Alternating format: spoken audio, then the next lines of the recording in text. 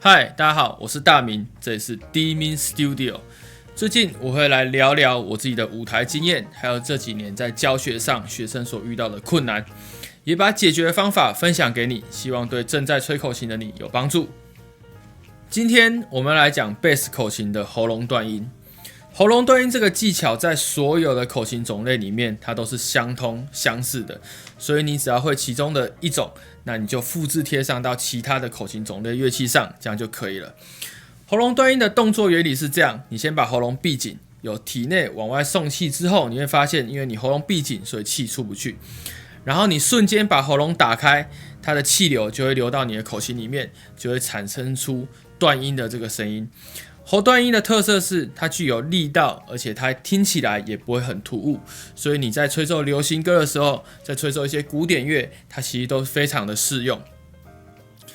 在练习上，我们又可以把喉断音分为浅层跟深层的。浅层的我们念作 e， 深层的我们念作 o。这两种都有人使用，但是在贝斯演奏上，我会比较推荐你用浅层的 E 来做贝斯的演奏。浅层的 E 它动作的位置在下巴附近，所以你可以利用你的手扶在下巴附近，去感受一下它是否有做动。那如果是深层的，它就会在喉咙中段的地方念作 O。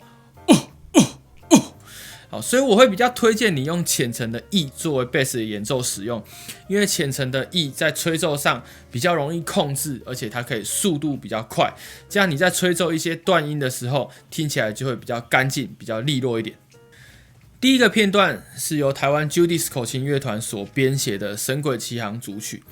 那它在开头附近有一段大量的使用了贝斯喉咙断音的技巧。那这里我也推荐你用比较浅层的 E 去做，可以让每颗音符的颗粒感更明显、更鲜明一点，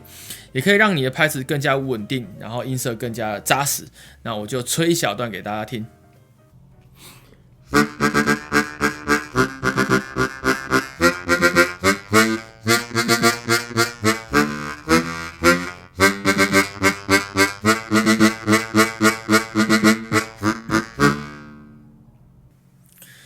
第二个片段是我2019年编写的《One Night in 北京》这首曲子，在最后一段情绪高涨的地方，我也把电贝斯最喜欢弹奏的16分音符写到了曲子当中。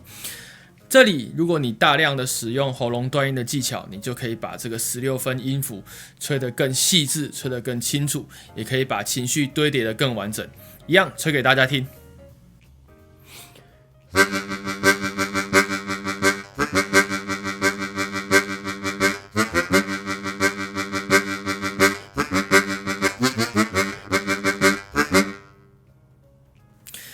以上就是今天所分享的贝斯喉断音的技巧。如果这个技巧有帮助到你，也欢迎你分享给所有跟你一样热爱吹口琴的朋友。我们也有开设口琴的线上课程，如果你有兴趣，也欢迎继续关注我们或直接联系我。这里是 D-Min Studio， 我是大明，我们下次见，拜拜。